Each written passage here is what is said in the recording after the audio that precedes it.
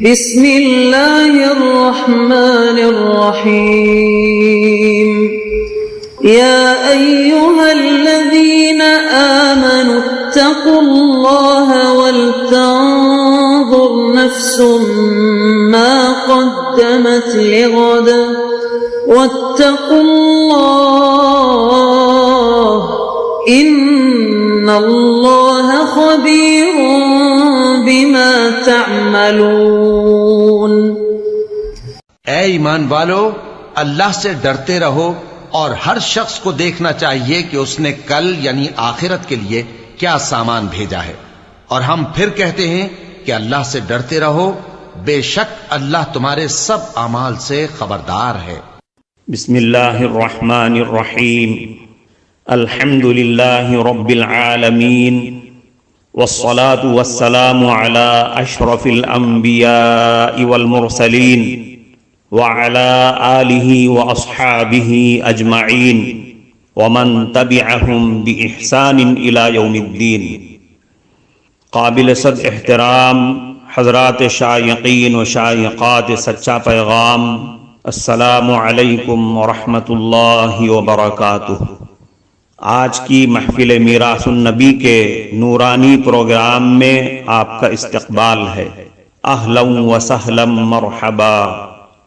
ہم آپ تمام حضرات و مستورات کا خیر مقدم کرتے ہیں۔ محترم حضرات و خواتین، تعلیم کا آغاز ہو رہا ہے۔ سب سے پہلے آداب تعلیم کا لحاظ کرتے ہوئے تعلیم کی طرف متوجہ ہو جائیں۔ پورے دھیان سے سننا، عمل کی نیت سے سننا اور تبلیغ کی نیت سے سننا، یعنی سنی ہوئی باتیں دوسروں تک پہنچانے کے جذبے سے سننا۔ چند خاص آداب تعلیم ہیں، امید ہے کہ آپ حضرات ان آداب کا ضرور خیال رکھیں گے۔ جزاکم اللہ۔ بسم اللہ الرحمن الرحیم۔ حضور صلی اللہ علیہ وسلم کی یہ سنت ہے کہ جب آپ صلی اللہ علیہ وسلم راستے میں تشریف لے جاتے اور کہیں بچے مل جاتے تو آپ صلی اللہ علیہ وسلم خود ان کو سلام فرماتے۔ آج تقریباً یہ سنت ختم ہو چکی ہے۔ خال خال اور کہیں کہیں کچھ لوگ ایسے ہوں گے جو بچوں کو سلام کرتے ہوں، ورنہ بچوں کو سلام کرنا تو سکھاتے ہیں، لیکن یہ نہیں کہ جب بچوں اور بڑوں کا آمنا سامنا ہو تو بڑے ہی سلام کر لیں، بلکہ بڑے یہ چاہتے ہیں کہ بچے ہی ہمیں سلام کریں اور ہم بچوں کو سلام نہ کریں، اور بچوں کو سلام کرتے ہوئے اپنے اندر حجاب محسوس کرتے ہیں، شرم محسوس کرتے ہیں۔ جبکہ نبی اکرم صلی اللہ علیہ وسلم ہر موقع کا جو حق ہوتا تھا اس کو ادا کر دیا کرتے تھے۔ تو جب بچوں سے ملاقات ہو تو بچوں کا یہ حق ہے کہ ان کے ساتھ شفقت سے پیش آئیں۔ شفقت میں یہ بھی داخل ہے کہ بڑے بچوں کو سلام کریں، موقع ہو تو ان کے سر پر ہاتھ پھیر دیا کریں اور ان سے شفقت کا برتاؤ کریں۔ بچوں کو یہ حکم ہے کہ وہ بڑوں کا اکرام کریں اور بڑوں کا احترام کریں، اور بڑوں کو یہ حکم ہے کہ وہ بچوں پر شفقت کریں۔ لہذا نیت کر لیں کہ آج سے ہی ہم انشاءاللہ جہاں راستے میں بچے ملیں گے ان کو سلام کریں گے، تاکہ نبی اکرم صلی اللہ علیہ وسلم کی یہ سنت زندہ ہو جائے۔ آپ سلام بھی فرمایا کرتے اور موقع ہوتا تو آپ صلی اللہ علیہ وسلم ان کے سروں پر شفقت سے ہاتھ بھی پھیر دیا کرتے تھے۔ لیکن آج ان سنتوں پر عمل ختم ہو چکا ہے، اور کوئی یہ نہ سمجھے کہ ہم تو بہت مصروف ہیں، بہت مشغول ہیں، اس لیے اس مصروفیت میں ہمیں دھیان ہی نہیں رہتا۔ یاد رکھو، سرکار دو عالم صلی اللہ علیہ وسلم سے بڑھ کر کوئی مصروف نہیں ہو سکتا۔ ان کی مصروفیت کا خود اللہ تعالیٰ نے قرآن کریم میں ذکر فرمایا ہے۔ ان سے بڑھ کر کون مصروف ہو سکتا ہے؟ کتنی بڑی اور بھاری ذمہ داری ان کے اوپر تھی جس کو انہوں نے ادا فرمایا، لیکن ان مصروفیات اور ذمہ داریوں کے باوجود ہر موقع پر اس کا بھی حق ادا فرما دیا۔ لہذا یہ تو محض ہمارا ایک بہانہ ہے، اس بہانے کو پسے پش ڈال کر اس سنت پر عمل کرنے کا عزم کر لیں، ارادہ کر لیں۔ دست مبارک شفقت سے پھیرنے کا ایک دوسرا واقعہ ابھی میرے ذہن میں آیا، وہ یہ کہ حضرت عطا رحمۃ اللہ علیہ روایت کرتے ہیں کہ میرے آقا حضرت سعید ابن یزید رضی اللہ عنہ کی داڑھی بڑھاپے میں بالکل سفید ہو گئی تھی، لیکن سر کے بال بالکل کالے تھے۔ میں نے عرض کیا کہ حضور، یہ آپ کا سر سفید نہیں ہوا، داڑھی مبارک آپ کی سفید ہو گئی۔ عام طور پر سر پہلے سفید ہوتا ہے اور داڑھی بعد میں سفید ہوتی ہے، لیکن آپ کا سر بالکل کالا ہی ہے، جیسے جوان کا ہوتا ہے۔ داڑھی بالکل سفید ہے جیسے بوڑھے آدمی کی ہوتی ہے۔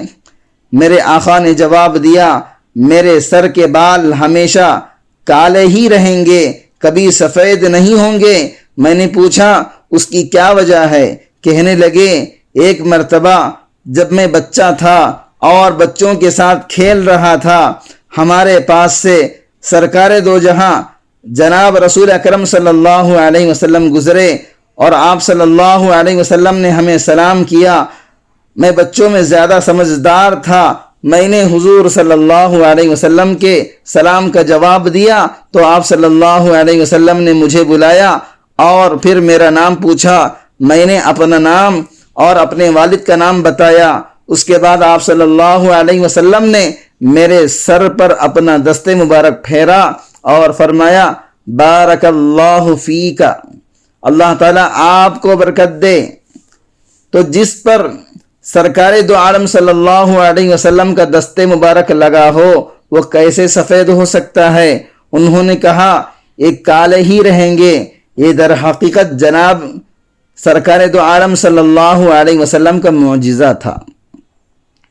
اس واقعے میں دیکھیے کہ آپ صلی اللہ علیہ وسلم نے بچوں کو سلام کیا۔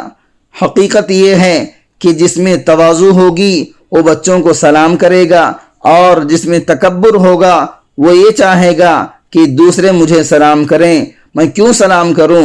وہ بچوں سے بھی سلام کروانا ہی چاہے گا۔ بچوں کو سلام کرتے ہوئے اس کو اپنی طبیعت میں رکاوٹ محسوس ہوگی۔ اگر رکاوٹ محسوس ہو تو خطرے کی نشانی ہے۔ اللہ تعالی ہم سب کی حفاظت فرمائے۔ حضور صلی اللہ علیہ وسلم کی سنت یہ ہے کہ آپ صلی اللہ علیہ وسلم بچوں کو بھی سلام کیا کرتے تھے، لہذا ہمیں بھی بچوں کو سلام کرنا چاہیے۔ اسی طرح اگر آپ صلی اللہ علیہ وسلم کسی گلی سے گزر جاتے تو اس گلی سے بھی خوشبو آیا کرتی تھی، اور اس خوشبو کی وجہ سے یہ پہچان لیا جاتا تھا کہ اس گلی سے سرکار دو جہاں صلی اللہ علیہ وسلم گزرے ہیں۔ ایک صحابی کا عجیب و غریب واقعہ حدیث میں لکھا ہے کہ حضرت ام عاصم رضی اللہ عنہا فرماتی ہیں کہ میرے شوہر عقبہ ابن ارقد رضی اللہ عنہ کی 4 بیویاں تھیں، اور چاروں میں سے ہر بیوی ایک دوسرے سے بڑھ چڑھ کر اعلیٰ سے اعلیٰ خوشبو استعمال کیا کرتی تھی تاکہ وہ اپنی ساتھی یعنی سوکن سے خوشبو میں آگے بڑھ جائے۔ ہر وقت ایک دوسرے سے آگے بڑھنے کا جذبہ ان کے اندر رہا کرتا تھا۔ ادھر ہمارے شوہر عقبہ کا یہ حال تھا کہ وہ خوشبو کا ہاتھ بھی نہیں لگاتے تھے، بس ایک تیل تھا وہ کبھی کبھی داڑھی میں لگا لیا کرتے تھے۔ اس کے باوجود عقبہ کے جسم سے ایسی خوشبو آتی تھی کہ ہماری خوشبو اس کے سامنے پھیکی پڑ جاتی تھی، اور اگر کبھی حضرت عقبہ رضی اللہ عنہ لوگوں کے اندر تشریف لے جاتے تو لوگ آپ رضی اللہ عنہ کی خوشبو سونگھ کر کہتے کہ عقبہ جیسی خوشبو تو ہم نے آج تک کسی میں نہیں سونگھی، یہ عجیب خوشبو لگاتے ہیں۔ حضرت ام عاصم رضی اللہ عنہا فرماتی ہیں، ایک مرتبہ میں نے ان سے عرض کیا کہ ہم تو ایک دوسرے کا مقابلہ کر کر کے ہار گئے، کوئی جیت نہ سکا، لیکن آپ کے جسم سے یہ خوشبو بغیر کوئی خوشبو لگائے ایسے مہکتی ہے، اس کی کیا وجہ ہے؟ محترم ناظرین کرام، اس دینی اور ایمانی بیان کو سننے کے دوران ہی اس کو لائک کر دیجئے اور شیئر بھی کر دیجئے تاکہ دوسرے بھی اس سے فائدہ اٹھا سکیں۔ اللہ آپ کو جزائے خیر عطا فرمائے۔ چنانچہ انہوں نے ایک عجیب قصہ سنایا۔ فرماتے ہیں کہ ایک مرتبہ میرے جسم میں پتی اچھل گئی، اور آپ جانتے ہیں کہ پتی اچھلنے سے پورے جسم میں سرخ داغ ہو جاتے ہیں، یعنی لال لال نشانات پڑ جاتے ہیں۔ اور ان نشانیوں میں بڑی جلن اور بڑی سوزش ہوتی ہے، اور میں بڑا بے چین اور بے قرار ہو گیا، اور اسی بے چینی میں سیدھا نبی اکرم صلی اللہ علیہ وسلم کی خدمت میں حاضر ہوا۔ آپ صلی اللہ علیہ وسلم جس طرح روحانی طبیب تھے، اسی طرح جسمانی طبیب بھی تھے۔ میں نے جا کر عرض کیا کہ اے اللہ کے نبی، مجھے بڑی تکلیف ہو رہی ہے۔ آپ صلی اللہ علیہ وسلم نے فرمایا، اچھا تم اپنے تمام کپڑے اتار دو اور میرے سامنے بیٹھ جاؤ۔ میں نے اپنے تمام کپڑے اتار لیے، بس اپنے صدر کو ایک چادر سے چھپا لیا اور حضور صلی اللہ علیہ وسلم کے سامنے بیٹھ گیا۔ آپ صلی اللہ علیہ وسلم نے کچھ پڑھ کر اپنے دستے مبارک پر دم کیا، اور پھر آپ صلی اللہ علیہ وسلم نے اپنے دونوں ہاتھ مبارک میرے تمام جسم پر پھیر دیے۔ اس ہاتھ پھیرنے کی وجہ سے بیماری کا بھی نام و نشان ختم ہو گیا، اور اس کے بعد سے یہ خوشبو میرے جسم میں مہک گئی۔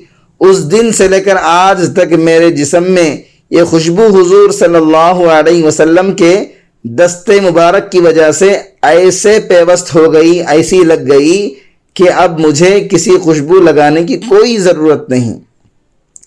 یہ تو وہ خوشبو تھی جو حضور صلی اللہ علیہ وسلم کے جسم مبارک سے بغیر کسی خوشبو کے لگائے خود بخود مہکتی تھی، لیکن اس کے باوجود حضور صلی اللہ علیہ وسلم خوشبودار چیز کو اور خوشبو کو بہت زیادہ پسند فرمایا کرتے تھے، اور استعمال بھی کیا کرتے تھے، اور استعمال کرنے کی ترغیب بھی دیا کرتے تھے۔ چنانچہ حضرت انس رضی اللہ عنہ کا بیان ہے کہ آپ صلی اللہ علیہ وسلم کو خوشبو کی ضرورت نہیں تھی، لیکن اس کے باوجود کثرت سے خوشبو استعمال کیا کرتے تھے اور استعمال کرنے کی ترغیب بھی دیا کرتے تھے۔ اس میں یہ حکمت معلوم ہوتی ہے کہ میرے امتی بھی میری خوشبو استعمال کرنے کی اس سنت پر عمل کریں، اور انہیں بھی میری اس سنت پر عمل کرنے کا ثواب ملے۔ معزز شائقین و شائقات سچا پیغام، آپ کو اندازہ لگ گیا ہوگا کہ یہ مضمون کتنا اہم ہے اور کس قدر فائدہ مند ہے۔